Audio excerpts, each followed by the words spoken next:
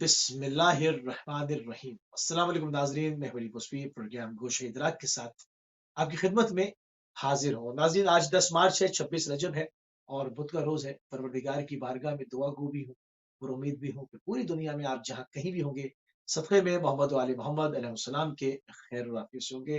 ناظرین، آپ کو ہماری اس پروگرام کے فارمیٹ کا علم ہے۔ انسانی مانوی آزادی کیا ہوتی ہے، قرآنی تصور کیا ہے، آزادی کی اقسام کتنی ہے، دنیا کے اندر رائج انسانوں کے بنائے ہوئے کتنے سسٹمز ہیں اور اس سے انسانوں نے کتنے حد تک فلاح پائی ہے، اور جو مشکلات ہیں وہ آخر حل کیوں نہیں ہو رہی ہیں، ان کی حل کا کیا تدارک کیا جائے۔ اسلام نے ہم کو جو ایک انسانی آزادی کے حساب سے کیا فارمیٹ دیا ہے، قرآنی تصور کیا ہے، اس کے اوپر ایک مدلل بحث لے کر آپ کی خدمت میں ہر بدھ کو ہم حاضر ہوتے ہیں۔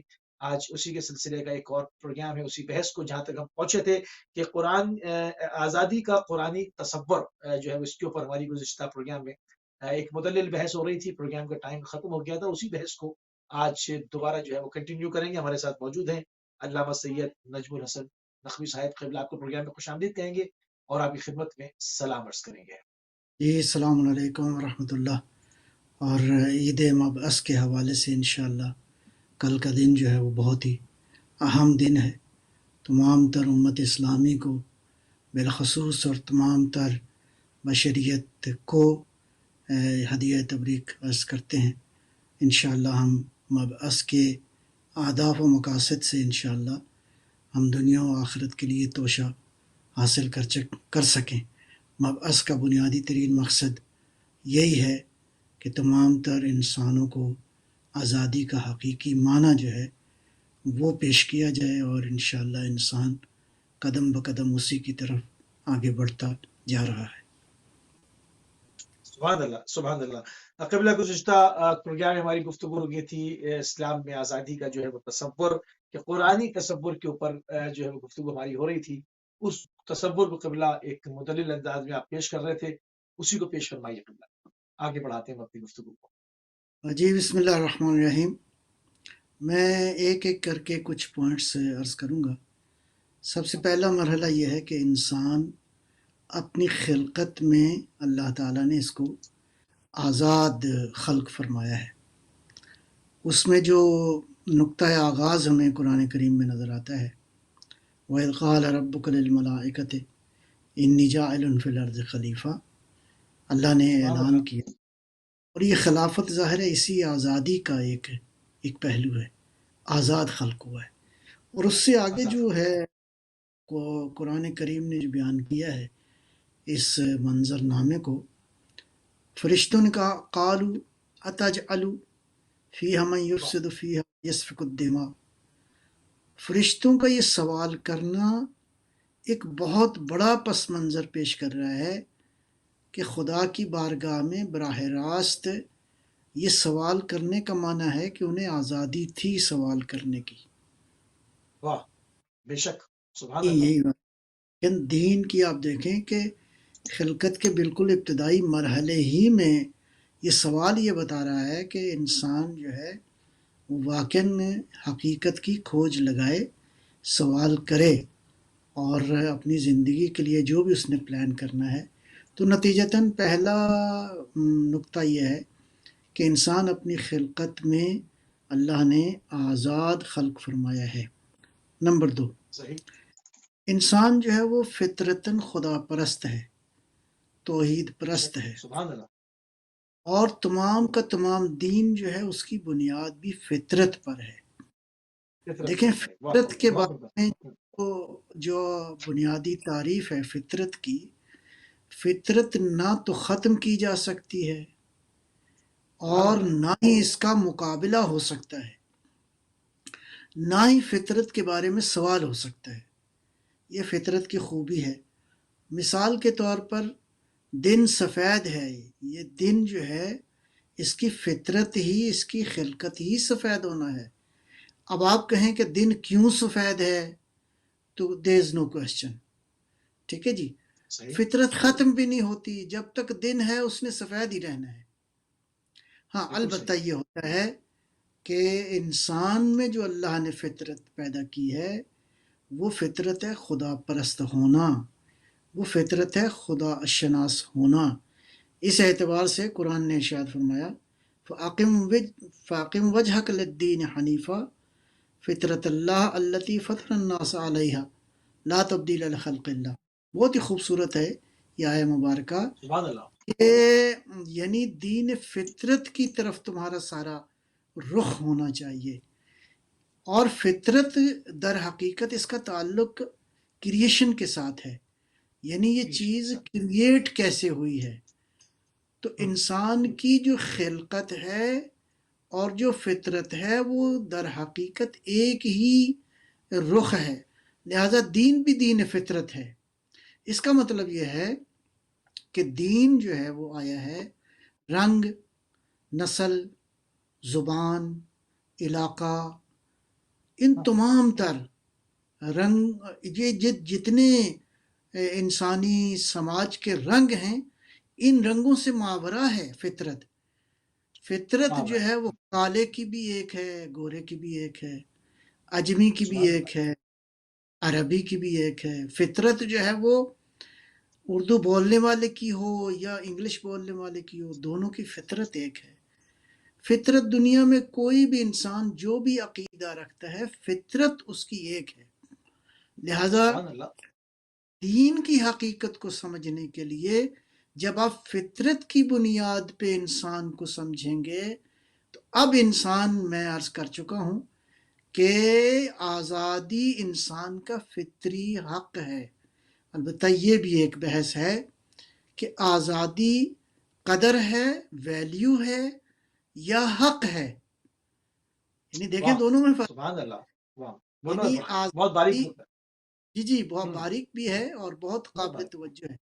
آزادی کیا ویلیو ہے، آزادی کیا حق ہے، انسان کا رائٹ ہے.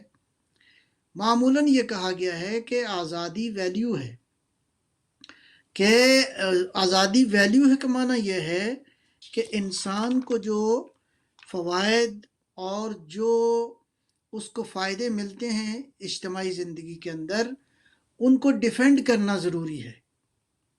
بالکل صحیح. اس کے مقابلے میں حقیقت کا معنی یہ ہے جو دین کہتا ہے. دین یہ کہتا ہے کہ آزادی بنیادی طور پر اللہ نے اس کی فطرت میں ایک حق اور حقیقت کے طور پہ اس کو خلق کیا ہے.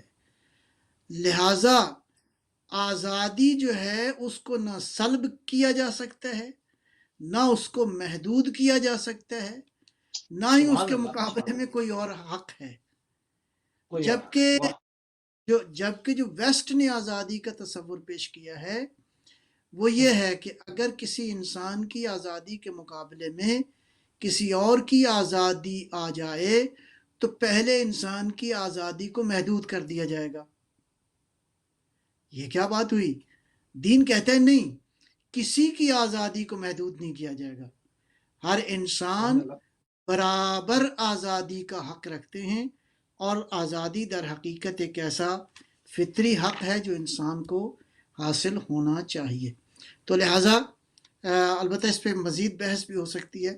میں عرض کر رہا ہوں کہ وہ بنیادی فاؤنڈیشن یا بنیادی اصول جن کی بنیاد پہ قرآن کریم نے انسان کو آزادی کا حق دیا ہے. تیسرا نقطہ یہ ہے کہ انسان اپنے چوائس میں آزاد ہے.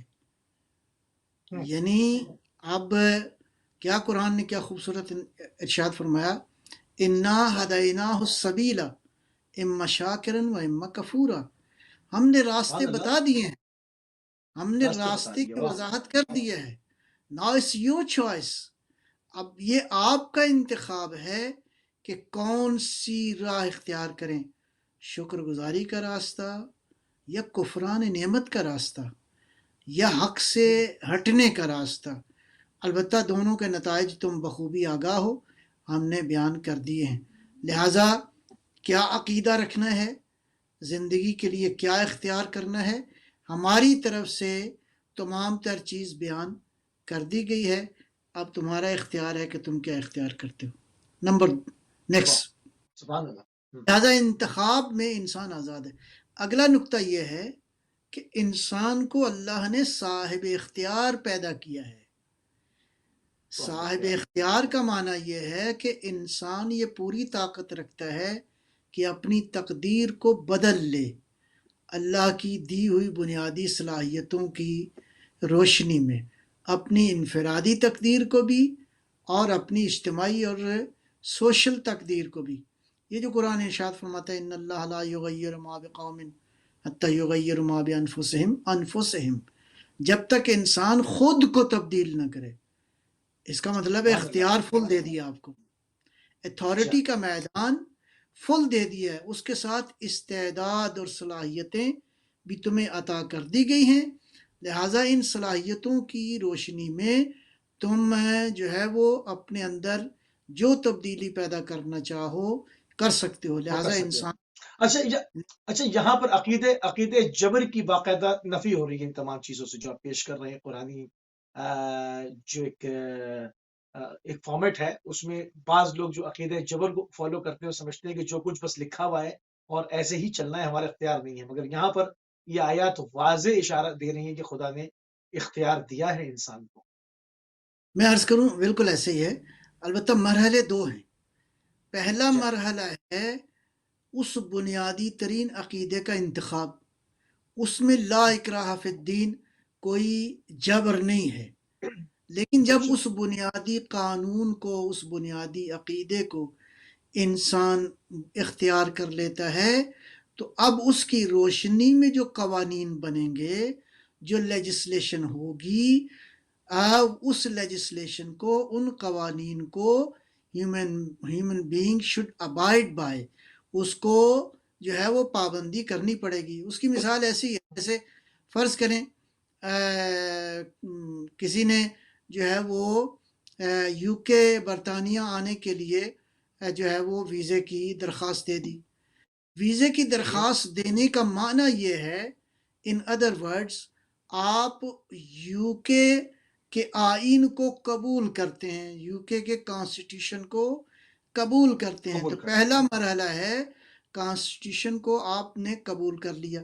اب جب آپ آگے اس ملک کے اندر، تو اب چاہے وہ ٹریفک کے قوانین ہوں، چاہے یہاں باقی قوانین ہوں، you have to abide by.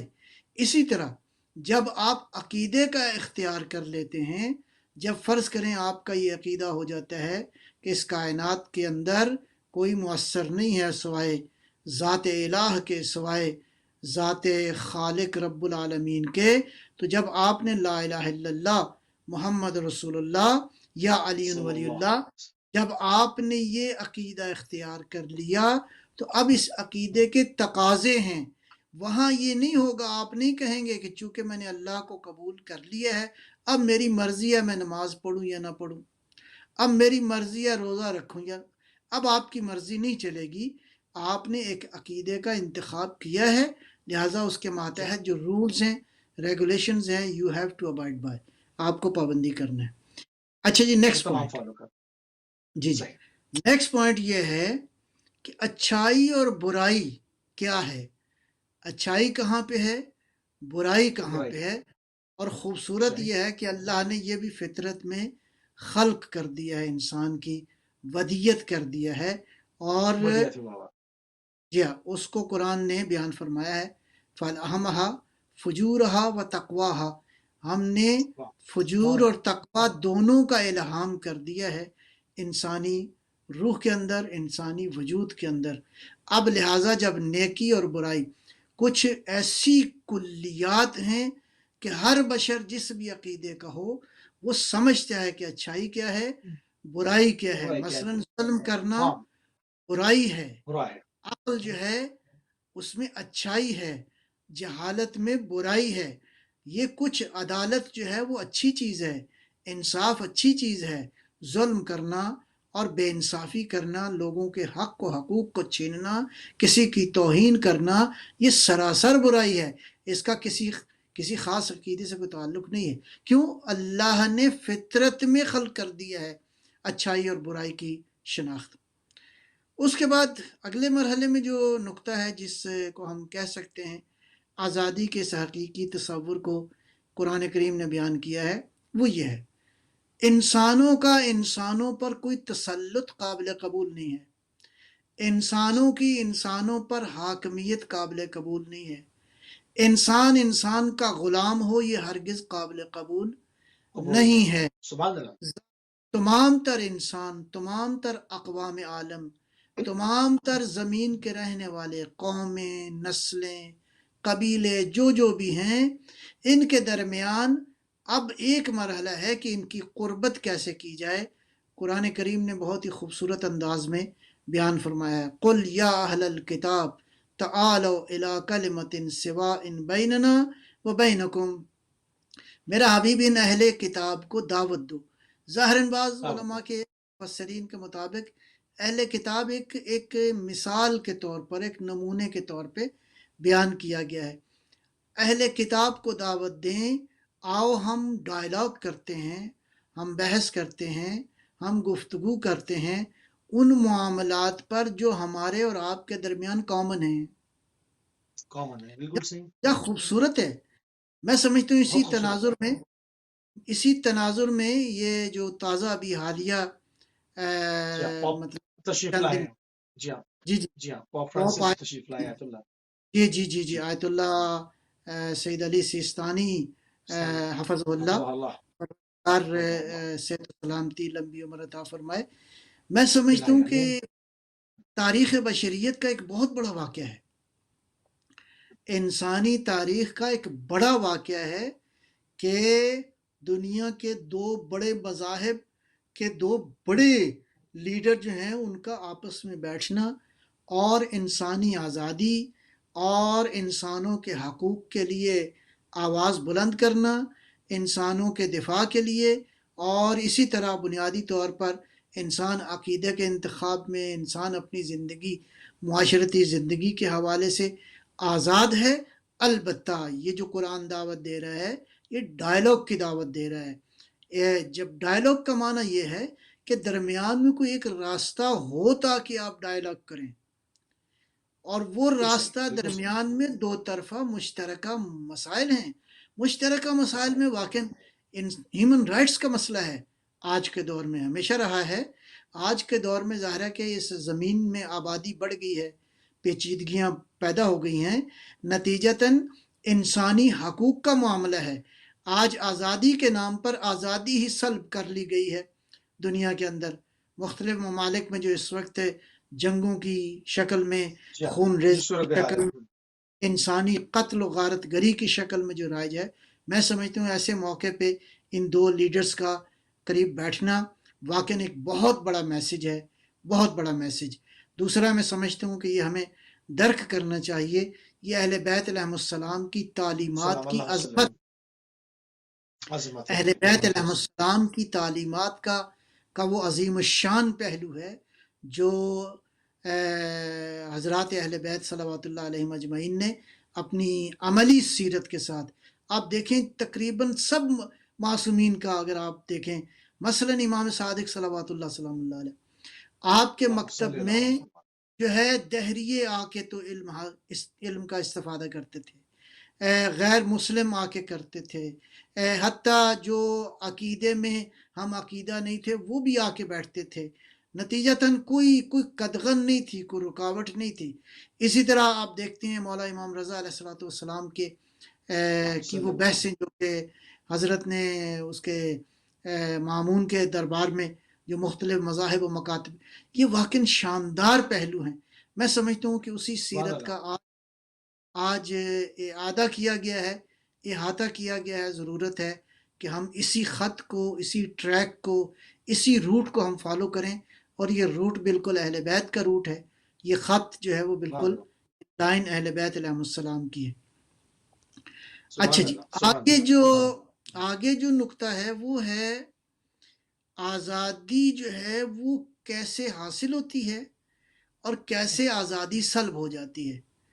عرض یہ ہے کہ انسان جب ہوائے نفس کی پیروی کرتا ہے، ڈیزائرز کی، وشز کی، ایمبیشنز کی، جس کی بنیاد اس کی نفسانی لذت ہے، اس کی بالکل صحیح، نفسانی لذت یہ ہے کہ وہ دنیا کے اندر اپنے آپ کو حکمران دیکھنا چاہتا ہے، باقی انسانوں کو رعایا دیکھنا چاہتا ہے، وہ چاہتا ہے کہ میری تمام تر مادی لذتیں بھی مجھے مل جائیں، میری روحانی لذتیں بھی مجھے مل جائیں، تو یہ نہیں ہوتا۔ صحیح یعنی جب نہیں ہو انسان سکتا۔ اپنی خواہشوں ہی کے، اپنے پرسنل بینیفٹس کے ساتھ ہی دنیا کے اندر جینے کا جب تصور کرے گا تو اس سے آزادیاں سلب ہو جائیں گی، آزادیوں کی بالکل حفاظت اچھا، کی ضمانت نہیں دی جا سکتی۔ یہی وجہ ہے کہ جب انسان عدالت کی راہ کو چھوڑتا ہے، قسط کی راہ کو چھوڑتا ہے، جب انسان کیا کہتے ہیں انصاف کے راستے سے ہٹ جاتا ہے، تو یہ مرحلہ وہ ہوتا ہے جہاں کسی کی آزادی محفوظ نہیں ہوتی۔ یہی نہیں وجہ ہے ہوتی۔ کہ قرآن نے ارشاد فرمایا، بہت ہی خوبصورت مطلب ہے، یا ایھا الذین آمنوا کونوا قوامین بالقسط شہداء للہ ولو علی انفسہم او الوالدین والاقربین ان یکن غنیا او فقیرا فاللہ اولی بہما فلا تتبعوا الہوی۔ اللہ اکبر۔ اللہ قرآن میں مفہوم اس آیہ مبارکہ کا یہ ہے، قوامین بالقسط، یعنی عدالت اور قسط جو ہے اس کے ساتھ قوام یہ ہے قائم کرنا یہ ہے اسٹیبلش کرنا، یعنی اس طرح ہو جاؤ کہ سوسائٹی کے اندر عدالت زندگی کے ہر مرحلے میں اسٹیبلش ہو جائے۔ اب دیکھیں کتنا خوبصورت یہ تصور ہے کہ بنیادی طور پر دین یہ کہتا ہے کہ عدالت البتہ ظاہر ہے کہ عدالت کا معنی خالی یہ نہیں ہے کہ قاضی بیٹھا ہے اور وہ فیصلہ دے دے اور انصاف ہو گیا، نہیں، عدالت کا معنی بہت وسیع ہے۔ اس میں میں عرض کروں، اس میں جو ایک تعریف عدالت کی امیر المومنین علی ابن ابی طالب صلوات اللہ سلام اللہ علیہ نے کی ہے، صلی اللہ علیہ بہت جامع ہے۔ عدالت کا مفہوم جو ہے بہت وسیع ہے۔ ارشاد فرمایا، وضع الشیء علی موضعہ، ہر چیز کو، ہر وجود کو اس کے مقام پر رکھنا عدالت ہے۔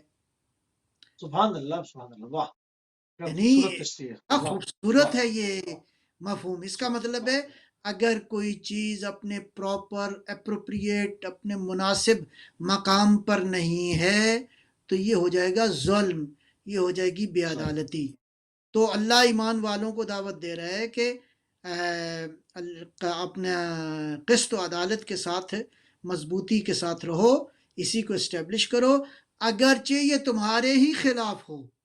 کیا خوبصورت ہے، اگرچہ واہ ہی یہ عدالت اور تمہارے فرض کرو والدین کے خلاف ہو، تمہارے دوستوں کے خلاف ہو یہ عدالت۔ ایسا نہیں ہے کہ اب میرا مطلب ہے عدالت کے مرحلے میں آپ نیپوٹزم کا شکار ہو جائیں، آپ رشتہ داری کو جو ہے وہ فوقیت دیں اور قانون عدل کو آپ پائمال کر دیں۔ دین اس کا اجازت نہیں دیتا۔ ولو اللہ فرماتا ہے فاللہ اولی بہما، اللہ جو ہے وہ ان سے زیادہ اس اولا ہے، پروردگار زیادہ حق رکھتا ہے ان والدین سے، ان اقرابین سے، واہ، کہ آپ ان کی خاطر جو ہے وہ عدالت کی راہ کو چھوڑ دیں۔ اس سے بڑا خوبصورت آزادی کا تصور کیا ہو سکتا ہے؟ اس سے اور کیا، سبحان آپ اللہ اس ارشاد، سے زیادہ انسانی حقوق کی کیسے بات کر سکتے ہیں کہ جب آپ کہتے ہیں کہ عدالت تمام تر مرحلوں میں نافذ ہونی چاہیے، اس کا مطلب ہے کسی ایک شخص کا بھی، بلکہ دین تو اس سے بھی آگے کی عدالت کا قائل ہے۔ وہ جو یعنی حقوق کی، یعنی انسانی حقوق کی پاسداری کی اوج ہے یہ، مطلب اس کی بالکل انتہا ایسے کا ہی، نام ہے۔ بالکل ایسے ہی، جس میں وہ واقعہ ہے کہ حضرت نے جناب ابن عباس سے پوچھا کہ یہ میرے جوتی کی کیا قیمت ہے؟ وہ کہا مولا اس کی کیا قیمت ہے، اس کو تو پہلے ہی پیوند لگے ہوئے ہیں۔ فرمایا خدا کی قسم میرے لیے یہ دنیا کی یہ تمہاری حکومت اس جوتی سے بھی پست تر ہے۔ اللہ اکبر۔ اللہ اللہ یہ کہ یہ حکومت اس بات کا سبب بنے کہ میرے پاس آئے اور میں عدالت نافذ کر سکوں، تب یہ قیمت رکھتی ہے، ورنہ یہ اقتدار، یہ جاہ و جلال، یہ قدرتیں یہ قیمت نہیں رکھتی اگر عدالت ہی نے نافذ نہیں ہونا، اگر انسانی حقوق کی ضمانت ہی نہیں ملنی، تو اس کا مطلب ہے دین کس قدر جو ہے وہ انسانی حقوق اور آزادی کا جو ہے وہ پاسدار ہے۔ اس کے بعد ایک اور نقطہ جو ہے وہ بڑا اہم ہے، وہ یہ ہے کہ آزادی کی حدیں کیا ہیں۔ قرآن نے تو ان حدوں کو اصلاً بے حد کر دیا ہے. قرآن کریم نے تو آزادی کے اس حق کو اتنا وسیع قرار دیا ہے کہ قرآن کریم جو سورہ الرحمن میں اللہ ارشاد فرماتا ہے، یا معاشر الجن والانس، اے جنوں اور انسانوں کے گروہ، فانفذوا فی اقطار السماوات، آسمانوں میں جو ہے وہ تم پینیٹریٹ کرو، یعنی واہ، آسمانوں تک انسان. اور اس کی کامل ترین مثال آقا دو عالم صلی اللہ علیہ وآلہ وسلم صلی اللہ علیہ وسلم. کی معراج کا سفر ہے. یعنی ایک عام ایک انسان جو ہے آزادی اس کو اتنی حاصل ہے، اصلاً کائنات کی وسعتوں کو وہ پیچھے چھوڑ سکتا ہے اور آگے جا سکتا ہے. وہ سفر کر سکتے. کہتے ہیں نا، علامہ اقبال نے اس کو یوں تقریباً بیان کیا ہے، عروج آدم خاکی سے یہ انجم سہمے جاتے ہیں. تو آدم خاکی جو ہے اس کو اتنی آزادی حاصل ہے کہ کائنات کی حدوں کو وہ چیر کے تو اپنی استعداد کو جو ہے وہ آزما سکتا ہے. یا اسی طرح سورہ جاسیہ میں ارشاد ہے، وَسَخَّرَ لَكُم مَّا فِي السَّمَاوَاتِ وَمَا فِي الْأَرْضِ جَمِيعًا. اللہ اکبر، عجیب آیہ مبارکہ ہے. سخر لکم ما فی السماوات و ما فی الارض، آسمانوں میں، آسمان میں نہیں، آسمانوں میں جو کچھ ہے اور زمین پہ جو کچھ ہے وہ ہم نے تمہارے لیے مسخر کر دیا ہے. مسخر کر دیا. واہ، اور میں عرض کروں آپ کی خدمت سبحان میں اللہ. کہ یہ جو 7 آسمانوں کا تصور ہے قرآن کریم کی آیات کی روشنی میں، یہ جس کو آج انسان کائنات کہہ رہا ہے اور جس کے اندر 1 بلین گلیکسیز ہیں، ہر گلیکسی میں ایوریج یہ ہے کہ 1 بلین سٹارز ہیں. ابھی تک اس گلیکسی کے مطلب ہے ڈائیمیٹر کی کوئی سمجھ نہیں آ رہی. پہلے خیال تھا کہ 3 بلین لائٹ ایئر ہے، پھر خیال آیا کہ نہیں 9 بلین لائٹ ایئر ہے، پھر سمجھ میں آیا کہ نہیں 12 بلین لائٹ ایئر ہے. تو یہ تو ابھی وہ جس کو قرآن کریم نے کہا ہے نا کہ ہم نے زینا السماء الدنیا بمصابیح، ہم نے جو سب سے نیچے والا آسمان ہے اس کو ستاروں سے مزین کیا ہے، اس کو چراغوں سے مزین کیا ہے. یہ ہے پہلا آسمان. اللہ ہی جانے آگے کیا کیا قصہ و کہانی ہے. قرآن فرماتا ہے کہ ہم نے تمہیں اتنی طاقت، اتنا اختیار، اتنی یہ بالآخر اللہ تعالیٰ ممکن کی دعوت دے رہا ہے، ناممکن کی دعوت پروردگار نہیں دے رہا. سخر لکم ما فی السماوات و ما فی الارض، زمین اور سبحان اللہ، آسمان سبحان اللہ. ہے وہ تمہارے لیے مسخر کر دیا ہے. میں اس کو ایک اور نقطے کے حوالے سے عرض کروں گا. یہ سورہ نحل کی آیہ مبارکہ ہے، هو الذی سخر البحر لتأکلوا منه لحما طریا وتستخرجوا منه حلیة تلبسونها وترى الفلك مواخر فیہ ولتبتغوا من فضلہ ولعلکم تشکرون. اس آیت کا مفہوم یہ ہے کہ اللہ نے پانیوں کے اندر، سمندروں کے اندر، اب ظاہر ہے کہ دنیا میں 3/4 تقریباً جو ہے وہ کہا جاتا ہے کہ پانی ہے، یعنی زیادہ پانی ہے. اس پانی کے اندر خدا نے کتنے خزانے رکھے ہیں. پروردگار فرما رہا ہے کہ تم ان میں سے استخراج کر سکتے ہو سمندروں کے اندر اپنے لیے. اللہ نے جو نعمتیں رکھی ہیں تمہارے لیے، جاؤ جا کے تلاش کرو. اس کے لیے ہم نے تمہیں عقل جیسی طاقت دے دی ہے، لہٰذا عقل سبحان کی اللہ. بنیاد. تو میں سمجھتا ہوں کہ آزادی کا یہ جو قرآنی تصور ہے اور جس کو تو ہمارے شاندار ہے. بہت ہی شاندار ہے، بنیادی بہت جو شاندار. اصول ہیں وہ اس میں سارے بیان کر دیے گئے ہیں. بالکل صحیح. تھوڑی سی قبلہ گفتگو کو جو ہے وہ آگے بڑھاتے ہیں. آزادی کے جو ہے وہ آداب بھی ہونے چاہیے کہ اس کے کیا آداب ہیں. مطلب انسان جب تک اپنے لیے کسی چیز کو ہدف قرار نہیں دیتا، اس کو اچیو نہیں کر پاتا ہے. تو آزادی کے آداب تھوڑا سا بیان فرمائیے. میں ان آداب کو فی الحال ابھی یہی قرآنی اس میں کانٹیکسٹ میں عرض کروں گا. نمبر 1، آزادی کا ہدف کیا ہے؟ آزادی کا ہدف ایسے انسانی، الہی، دینی، ڈیوائن سویلائزیشن کا قیام ہے جس میں انسان خدا کی رضا کے مطابق جئیں، اپنی خواہشوں کی بنیاد پر نہیں. صحیح. آپ دیکھیں کہ یہ جو مولا امام زمانہ صلوات اللہ سلام اللہ علیہ کے اہداف جو ہم پڑھتے ہیں، مثلا سورہ اس میں دعائے ندبہ میں ایک جملہ ہے، این المنتظر لإقامت الامت والعوج، کہاں ہے وہ ہستی جس کا ہم انتظار کر رہے ہیں؟ وہ دنیا میں ہر طرح کی ڈیویشن، ہر طرح کی ڈیفیشنسی، ہر طرح کی کمی، ہر طرح کی کجی، ہر طرح کی کیا کہتے ہیں برائیوں کی جو بنیادیں ہیں ان کو جو ہے وہ سیدھا کر دے گا، کجیوں کو سیدھا کرے گا۔ ان کجیوں سے مراد ظاہر ہے کہ انسانی افکار کی کجیاں ہیں، انسانی افکار کے اندر، انسانی سوسائٹی میں اعمال کی کجیاں اور انحراف ہے۔ انحرافات کو مولا کیا کریں گے؟ دور کریں گے۔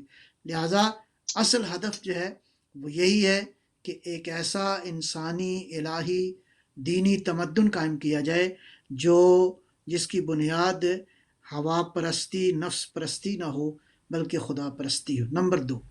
اچھا جی اچھا، یہ جو سسٹم نافذ کیا جائے اس کے لیے کچھ زمینہ بھی ہموار کرنے کی ضرورت ہے، یا امام آ کر ہی جو عہد جدید کے اوپر بیعت ہوگی اس وقت ان تمام چیزوں کو واضح فرمائیں گے؟ میں دیکھیں بنیادی ترین ہمارا فریضہ کیا ہے؟ پہلے تو ہم سمجھیں کہ امام کا پروگرام کیا ہے۔ بالکل صحیح ہے۔ ایک ہمارا جو ایک تصور ہے نا عمومی طور پر، وہ اس میں بہت ایمبیگوٹی پائی جاتی ہے، بہت ابہام پایا جاتا ہے۔ ہاں جی امام آئیں گے سب کچھ ٹھیک ہو جائے گا اور اللہ خیر صلاح۔ ایسا نہیں ہے۔ یعنی ہمیں جب میں فرض کرو یہی میں نے بات جو عرض کی ہے کہ دنیا کے اندر انحرافات نہیں ہوں گے، اس کا مطلب ہے ہمیں انحرافات کو دور کرنے کی کوشش کرنی ہے۔ یا مثال کے طور پر کہاں ہے وہ جو کفر اور شرک اور نفاق کی جڑوں کو کاٹ دے گا؟ یعنی ہمیں کفر و نفاق و شرک کی رسیوں کو کاٹنا ہے، ہمیں ان تمام تر برائیوں کے خاتمے کی کوشش کرنی ہے۔ نمبر 2، فرض کریں اگر ہم نے اپنے آپ کو تیار کرنا ہے تو گویا ہمیں یہ جو تمام تر ادیان اور تمام تر مکاتب ہیں ان تک اپنا میسج پہنچانا ہے۔ یہ میسج کیسے پہنچانا ہے؟ ظاہر علم کے ساتھ، ظاہر دلیل کے ساتھ، برہان کے ساتھ، ریزننگ اور آرگیومنٹ کے ساتھ۔ لہٰذا امام کے ظہور کا معنی جو ہے وہ خالی ایک چھوٹے سے سرکل میں رہ کے ہم سمجھیں کہ ہم انتظار کر رہے ہیں، نہیں، خود انتظار کی حقیقت کو سمجھیں۔ اس انسانی تمدن قائم ہوگا اس میں ہمارا رول کیا ہوگا، ہم نے باقی انسانوں کے ساتھ کیسے روابط رکھنی ہے۔ بہرحال it demands detail to discuss. اگلا نقطہ جو ہے وہ عدالت کا قیام ہے۔ یعنی عدالت اپنے تمام تر معانی ہیں، آزادی کا جو بنیادی ترین اہداف ہیں، دوسرا ہدف جو ہے وہ انسانوں میں عدالت کا قیام ہے۔ تیسرا عقل، فہم، بصیرت، وزڈم کی پرورش کا معاملہ ہے۔ اس کو جا بجا قرآن کریم نے بھی اور احادیث مبارکات میں بھی اس کا جو ہے وہ ذکر کیا گیا ہے کہ انسان جو ہے اپنی عقل کی پرورش کرے، جس میں شاید میں پہلے بھی عرض کر چکا ہوں، مولا امیر المومنین علیہ الصلوۃ والسلام جو ہے وہ نہج البلاغہ میں ایک جگہ پہ انبیاء علیہ السلام کی بعثت کے آداب کے حوالے سے ارشاد فرماتے ہیں لِيُثِيرُ لَهُمْ دَفَائِنَ الْعُقُولِ۔ یہ بہت قابل غور ہے یہ ٹرمینالوجی۔ یہ فرمایا کہ اللہ نے انبیاء کو بھیجا تاکہ وہ جو عقلوں کے خزانے انسانی وجود کے اندر ہیں ان کو منکشف کریں۔ یعنی انسانی استعداد، صلاحیتیں، کیپیسٹیز، کیپیبلٹیز جو اللہ تعالیٰ نے وجود بشر میں رکھی ہیں، بنیادی طور پر ان کی پرورش کی ضرورت ہے، ان کی تربیت کی ضرورت ہے، ان کو کشف کرنے کی ضرورت ہے، ان کو جو ہے وہ نکالا جائے تاکہ اس تمدن کے قیام میں جو ہے وہ ہمیں مل سکے مدد۔ اگلا تصور، اگلا جو ہدف ہے وہ ہے بنیادی طور پر دیکھیں عمل کی کمی اور زیادتی معیار نہیں ہے۔ عمل کم ہو، معرفت کے ساتھ ہو تو یہ کم عمل بھی ایسا ہو جاتا ہے کہ پیغمبر فرمائیں ضربت علی یوم الخندق، افضل من عبادت الثقلین، کتنا مختصر عمل جو ثقلین کی عبادت سے بڑھ گیا. اس کی بیک پہ، اس کی بیک گراؤنڈ پہ بنیادی طور پر خدا کا عشق، اللہ کی معرفت، اللہ کے رسول کی معرفت، اللہ کے حبیب کا عشق ہے، دین کا عشق ہے، جس کی وجہ سے جس معرفت کے ساتھ وہ عمل مولا کائنات امیر المومنین علی ابن ابی طالب علیہ السلام نے کیا. لہذا قرآن کریم یہاں کیا رہنمائی فرماتا ہے؟ قرآن کریم یہ فرماتا ہے سورہ لقمان میں، اسبغ علیکم نعمہ ظاہرۃ و باطنہ. اسبغ یہ عجیب تعبیر ہے عربی زبان میں. وفور، ابنڈنس جس کو آپ کہتے ہیں نا، بہت زیادہ، یعنی مقدار میں، تعداد میں، کیفیت میں، کیمیت میں، جو اپنے نقطۂ عروج پہ ہو، اس کے لیے یہ تعبیر استعمال کی گئی. اللہ نے ظاہری اور باطنی نعمتوں کو وفور کے ساتھ تمہارے اوپر تمہیں عطا کر دی. یعنی خداوند قدوس نے وہ تمام تر نعمتیں، مثلا فرض کریں عقل کی نعمت ہے، فرض کریں انسان کو روح کی نعمت عطا کی ہے، فرض کریں اس کائنات میں جو نعمت سب سے بڑی نعمت ہے وہ ہدایت کی نعمت ہے، جو سب سے بڑی نعمت ہے وہ وحی الہی ہے. بالآخر عقل ایک مرحلے پہ جا کے تھم جاتی ہے، عقل بہت سارے سوالات کا جواب نہیں دے سکتی، لہٰذا عقل سے اگلا مرحلہ جو ہے علم کا، معرفت کا، عقل کامل کا، وہ وحی الہی ہے. وحی الہی جو ہے اس کا احاطہ اس زمین سے ماورا ہے، اس لیے کہ سٹل عقل نہ اس قابل ہے اور نہ ہی اس میں یہ صلاحیت ہے، نہ ہی یہ پیدا ہو سکتی ہے کہ بہت ساری اس کائنات کی حقیقتوں کا جواب دے سکے. مثلا روح کی حقیقت کیا ہے؟ عقل is unable to answer. مثلا وحی کی حقیقت کیا ہے؟ فرشتے کی حقیقت کیا ہے؟ خیال کی حقیقت کیا ہے؟ اصلا انسان کی حقیقت کیا ہے؟ اس کی اصل حقیقت کو درک کرنے کے لیے ظاہر ہے کہ عقل سے اگلی جو کامل عقل کا مرحلہ ہے وہ ہے وحی الہی. لہٰذا یہ نعمتیں اللہ نے، میں سمجھتا ہوں کہ پیغمبر سے بڑی نعمت کیا ہو سکتی ہے؟ لقد من اللہ علی المؤمنین اذ بعث فیہم رسولا یتلو علیہم آیاتہ ویزکیہم ویعلمہم. یعنی اللہ نے منت کی ہے، اللہ نے احسان کیا ہے. اللہ جو ساری کائنات کی نعمتوں کا خالق ہے، یہ سٹائل آپ دیکھیں کہ یہ عجیب ہے. اللہ نے تم پر احسان کیا ہے، آنکھیں دے کر نہیں کہتا کہ ہم نے تم پر احسان کیا ہے، وجود کی نعمتیں دے کر نہیں فرماتا کہ، حالانکہ اس میں ایک ایک نعمت ایسی ہے کہ جس کا شکر انسان صدیوں ادا کرے تو نہیں ہو سکتا. لیکن سب سے بڑی نعمت کیا ہے؟ وہ رسالت کی نعمت ہے، وہ ہدایت کی نعمت ہے، وہ قرآن کریم کی نعمت ہے، وہ اللہ کی وحی الہی ہے. لہٰذا ہمیں اس مرکز کی طرف رجوع کرنا ہے جہاں سے وحی کے سوتے پھوٹتے ہیں. یہ فاطمہ زہرا کا بڑی شان کا گھر ہے، یہ وحی کی منزل ہے، یہ قرآن کا گھر ہے. بنیادی طور پر جو ہے وہ ہمیں ان اہداف کی طرف جو ہے وہ، لہٰذا ہم یہ کہتے ہیں کہ دینی آزادی کے جو اہداف ہیں، دینی آزادی کا جو تصور ہے وہ کہیں عظیم تر ہے آزادی کے اس کانسیپٹ سے جو فرانس کے انقلاب کے بعد لوگوں نے سمجھا یا رینیسنس کی موومنٹ کے بعد لوگوں نے سمجھا. وہ آزادی بنیادی طور پر لذتوں میں آزاد ہونا ہے، مادی لذتوں میں، مادی مفادات میں.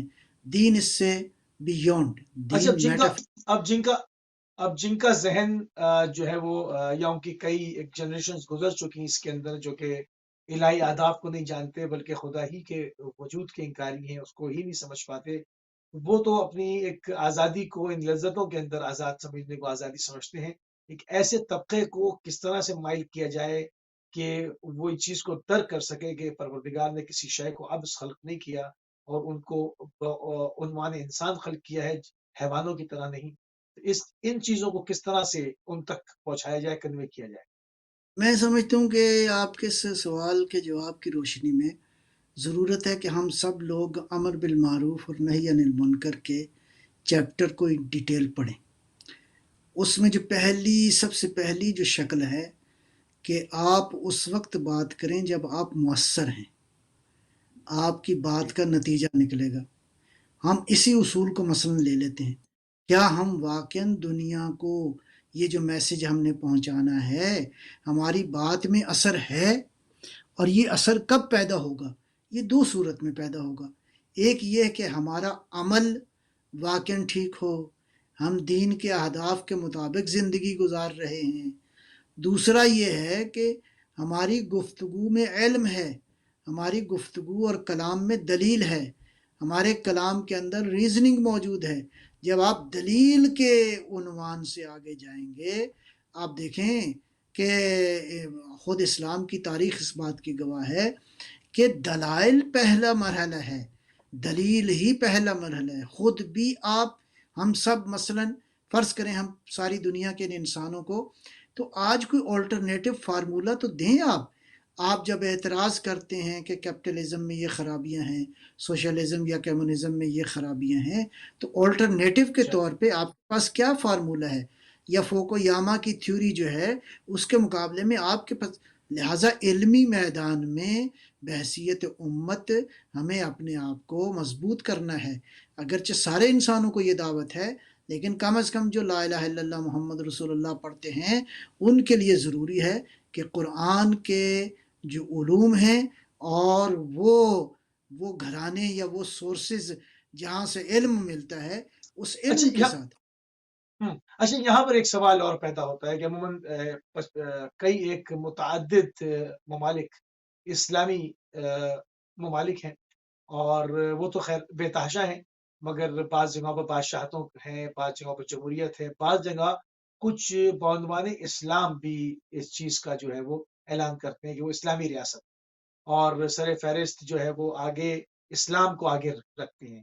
جس طرح سے بعض جگہوں پر بادشاہت ہے، ان کا اپنا کلچر ہے، جمہوریت ہے، مختلف نعرے ہیں، تو کیوں سب سے پہلے جب ایک قرآنی سسٹم موجود ہے ہمارے پاس، ایک باقاعدہ پورے انسان کی جو فلاح کے لیے جو پروردگار نے جو فارمیٹ دیا ہے وہ ہمارے پاس قرآنی تصور موجود ہے، تو کیوں پہل نہیں کرتے کوئی مسلم ممالک میں سے کوئی ملک جو کہ سامنے ایک نمونہ عمل بنا کر، ایک سسٹم بنا کر پوری دنیا کے سامنے پریزنٹ کرے؟ آخر اس کے اندر کیا رکاوٹ ہے؟ کیوں ایسا نہیں ہو سکا آج تک؟ یعنی عموماً میرا خیال دراصل ہے کہ اسلامی نظام سے ہی بھاگتے ہیں، چاہے اسلام کا نام کیوں نہ لے رہے ہوں، مگر اسلامی نظام کی جب بات آتی ہے تو وہاں سے بھاگ جاتے ہیں۔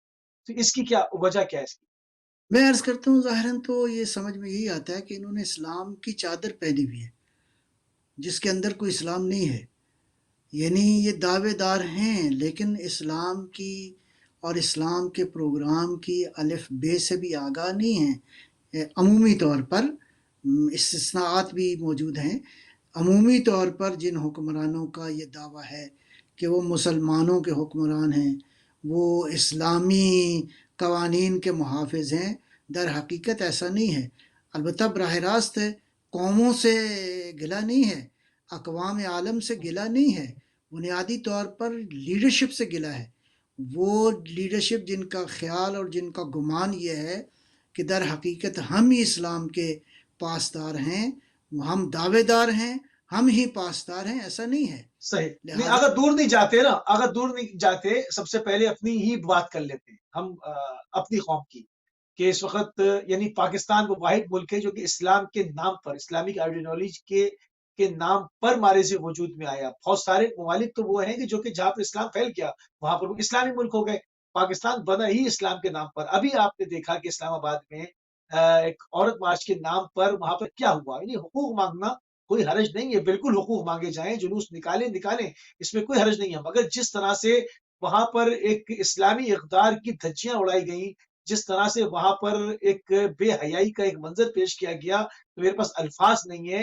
مطلب ایک ناچ گانا ہوتا ہے، ایک دوسری چیز ہوتی ہے، کوئی زمین پہ لوٹ رہا ہے، کوئی عجیب و غریب قسم کی حرکتیں، کیا یہ پاکستان کے کیپٹل اسلام آباد کے قلب کے اندر اس طرح سے ہونا؟ تو یعنی کس طرح سے، مطلب ہم ایک نظام کی بات کر رہے ہیں اور ہماری کیا ہو رہا ہے؟ میں ان کو دو چیزوں کو ذرا سا اگر ہم ملا کے دیکھیں تو پکچر واضح ہو جاتی ہے کہ ہم نہیں چاہتے، کہ ہم نام تو رکھنا چاہتے ہیں اسلامی جمہوریہ، مگر وہاں پر اسلام کوسوں دور بھی وہاں اس کی ایک جھلک بھی نظر نہ آئے۔ یہ کیا ہے یہ سب؟ میں سمجھتا ہوں، آپ دیکھیں سرکار دو عالم صلی اللہ علیہ وسلم کا وہ مینا میں جو خطبہ ہے حج کے دوران، اسی کو اگر آپ دیکھ لیں تو کیا واقعاً ہم اسلامی معاشرہ یا اسلامی ریاست کہلانے کے حقدار ہیں؟ حقیقت یہ ہے کہ نہیں ہے۔ آپ دیکھیں کہ جو اس وقت ریاست کا نظام جن لوگوں کے اختیار میں ہیں وہ کتنے کرپٹ ہیں۔ اس کا مطلب یہ ہے کہ اسلام ان کے قریب سے نہیں گزرا، اصلاً سسٹم ہی اس قدر تباہ شدہ ہے۔ آج آپ مثلاً فرض کرو جی میڈیا کو لے لیں، میڈیا کس طرح کا مسلمان پیش کر رہا ہے، کس طرح کی کیا مسلمان عورت کو وہ پیش کر رہا ہے۔ اللہ معاف کرے، آپ مطلب ہے جس عورت کی یہ تصویر پیش کر رہا ہے ہمارا میڈیا، اس کا اسلام سے کوئی تعلق نہیں ہے۔ جس میں بدن کی نمائش ہے، جس میں حسن و جمال کی نمائش ہے، جس میں صرف مادیات کی نمائش ہے، جس میں خواہشات نفسانی کی نمائش ہے، وہ چیزیں جس میں کوئی میسج ہو، جس میں واقعاً آپ قوم کی کوئی تربیت کریں، دور دور تک نہیں موجود۔ صبح شام یا اس طرح کے پروگرام ہیں یا سیاست ہے، اور وہ بھی اس لیے ہے تاکہ پروگرام چلتے رہیں اور ہماری دکان جو ہے وہ چلتی رہے۔ کہاں اصلاحی پروگرام جو ہے وہ موجود ہیں اس میڈیا کے اوپر؟ شاذ و نادر شاید کچھ ہوں گے۔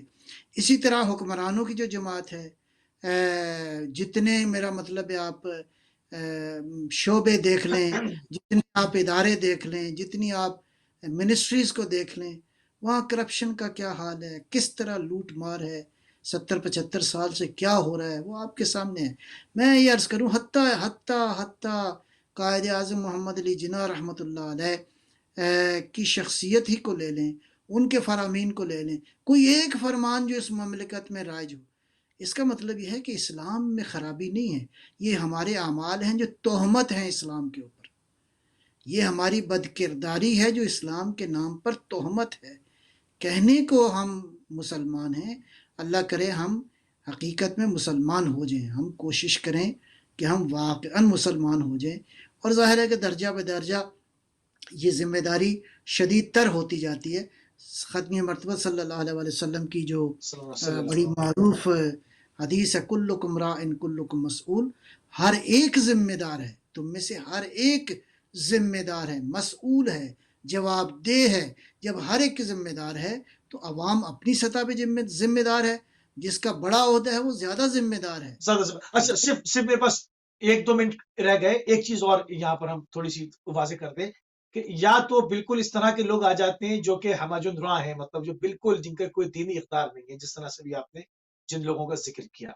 اچھا، اب اس کے مقابلے میں جو لوگ قیام کرتے ہیں وہ پھر شدت والے آ جاتے ہیں، مطلب کہ وہ ایکسٹریمسٹ آ جاتے ہیں، یعنی بیلنس معاشرے میں نظر نہیں آتا کہ بیلنس لوگ آنے چاہیے جن کے جو عدالت قائم کر سکے۔ جو شدت پسند ہے عدالت اس کے پاس بھی نہیں ہوتی، وہ ادھر سے اس سے زیادہ ایک اسلام کی پکچر خراب کر دیتا ہے۔ تو یہ ہے، مطلب ایک بیلنس نہیں ہمارے پاس سامنے ایک ایسی سوسائٹی بن پا رہی جس کے اندر باقاعدہ ایک عدالت اور بیلنس ہو۔